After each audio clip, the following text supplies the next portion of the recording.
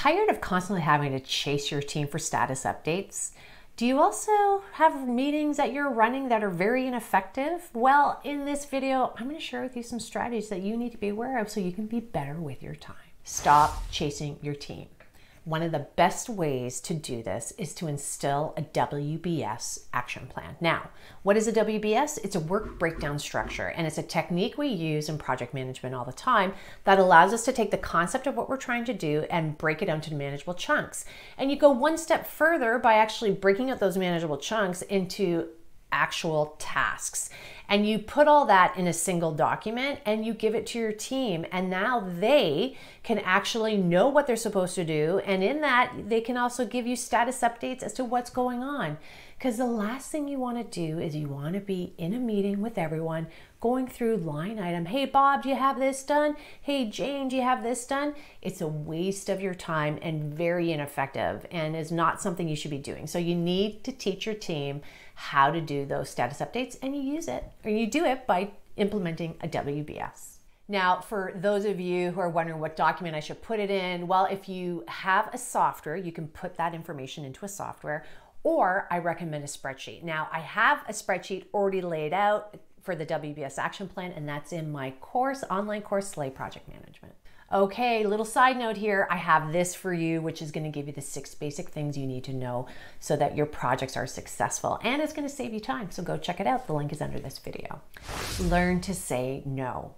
Good time management is understanding that what you're doing, does it have value? And just saying yes to everything doesn't necessarily mean that's a good thing for the project. In fact, when you start saying yes to everything without understanding the aspects behind it, your time is going to be slipping away from you and you're going to be constantly feeling like you are behind. And that is not what you need from a time management perspective. So when you learn to say no, you need to learn to say no from a strategy perspective, not just for the sake of Adriana told me to say no. No, that's not what I'm telling you.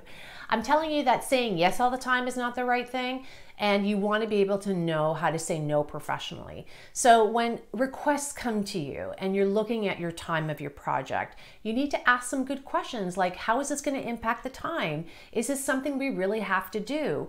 We've really locked down the scope, and is this adding to it? And you may need to make the decision like, hey, I understand you want this request, but I'm going to have to say no to it. That's your job as a project manager. So you're leading this initiative, and you're going to have to make some of those hard decisions. But in the long run, that's just going to help your time management because you still have to deliver everything. And I promise you, senior management still wants you to deliver it as per the due date that you promised. So you have to say no so that you can be saying yes to the right things. Run great meetings. Okay, project management, if you're not doing your tasks and doing your paperwork, why am I laughing? Because you're running meetings. Okay, it is what it is. But the problem with meetings is when we run the wrong kind of meetings. And that is when we're running meetings that we could easily get information from other sources, whether that's our action plan for status updates, whether that's information we need from someone that maybe we can get through an email or some other form of communication.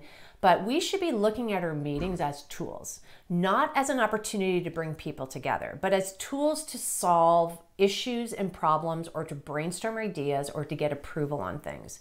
And so now we have to look at our meetings in a different light, and we look at them from a brainstorming perspective, as I said, for approvals, maybe for demonstrations, and to resolve issues. And you do that by ensuring you do not do status updates. Really take that off the plate and only bring people together when you know you can transform something and it's going to lead you towards the end of your project.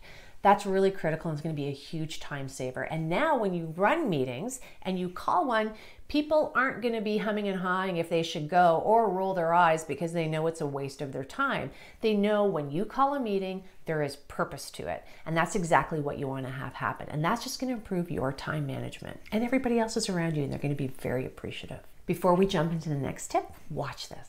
For a deep dive into the essentials of running successful projects, I'd love for you to join one of my Slay programs. Slay Project Management is an online course with step-by-step videos, tools, and templates for the full project lifecycle. Or go pro with Slay Pro. Everything in Slay plus weekly group coaching calls with me so you can tackle your real world scenarios and issues to get on the right track. Ready to level up? Check out the details below. Choose focus time over multitasking. Okay, multitasking is a misconception and it is actually very inefficient because it is proven that it's a very small percentage, I think 1 to 2% of individuals who can truly multitask well. So, and when I mean multitasking, I'm talking about thinking activities. So think about it like this. There's actually laws against texting and driving. Both require your cognitive skills, and you cannot cognitively break driving activities and texting on the phone. It's physically impossible. You have to have your eyes on the road, on the phone, whatever it may be. So right away, multitasking cognitively, you need to stick to single focus tasks. So how do you do this? How do you look at this? Well, yes, you may have your to-do list. Don't try to get it all done at the same time. Pick one item, set aside a time. You can even put a timer on. In fact, I like power hours. In fact, they're really like 50 minutes because it gives you time to really focus, get into a task, complete it. Then you give yourself a 10-minute break and then you can go on to the next task that you have to do. So it becomes really important that if you're going to save time, you need to not try to see how much can you get all done at the same time, but focus on one thing at a time, but be consistent and disciplined and get it done. Use the cloud. How does this help with saving time, Adriana? You may be scratching your head and wondering, like, how is that possible? Why are you bringing this up for time management, particularly in projects? Well, I'll tell you why. There's two very good reasons. The first one is to minimize rework, and that's going to save you time because I can't tell you how many times I've seen in projects with my clients where someone worked off the wrong version because they had it on their hard drive. But if you have everything on the cloud, you now have a single version and you set up expectations of how you're going to save that document. And now you only have that one working version. So that's going to save you a lot of time from doing rework. And the second thing is finding stuff. If you don't have a central location, and the cloud is the best place to put it because then everybody has access to it, you now have your single one-stop shop place, probably a project SharePoint site that has all of your core documents, and now you don't have to go around searching for stuff. Just make sure you have a really good file management naming convention when you're doing that, because then that could also be a little bit messy. But again, be thoughtful when you do that. Create a high-level project plan before your kickoff meeting.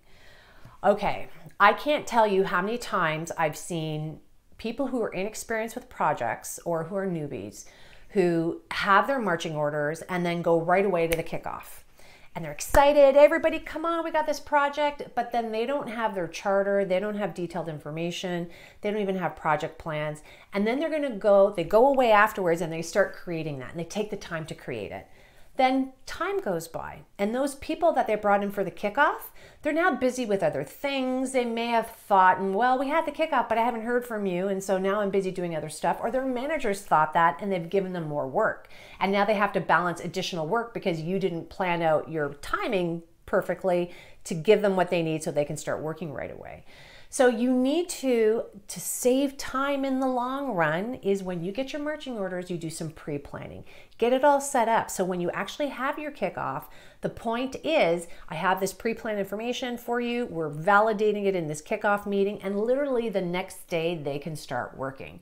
So now saves time for everyone because they're already into doing the project.